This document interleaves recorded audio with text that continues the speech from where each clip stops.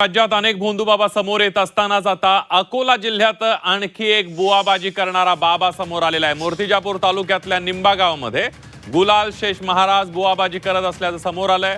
दर सोमवारी दरबार भरवत लहान मुलांवरील संकट दूर करत असल्याचा दावा हा बाबा करायचा। वर्षभरापूर्वी पोलिसांनी नोटीस देऊनही बाबाचा दरबार सुरू असल्याचं समोर आलंय।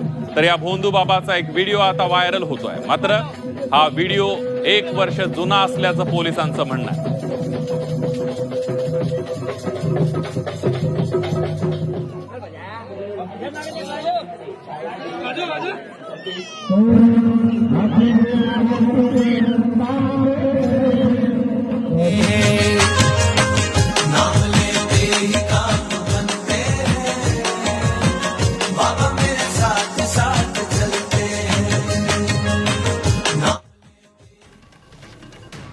आपण बघतोय या बाबाचा दरबार बंद करण्याची नोटीस बजावण्यात आलेली आहे। या अकोल्यामध्ये आणखी एक भोंदू बाबा समोर आलेला आहे।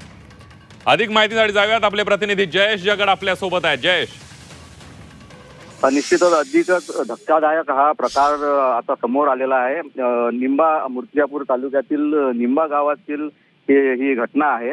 या ठिकाणी एक बाबा जो आहे ते स्वतःला मुलांवर आलेला संकट दूर करतात असा दावा करतात आणि त्यानंतर लोकांची या ठिकाणी गर्दी होते। दर सोमवारी हा दरबार भरवला जातो। मात्र या ठिकाणी अनेक प्रकार होतात असा दावा सुद्धा केलेला जात आहे।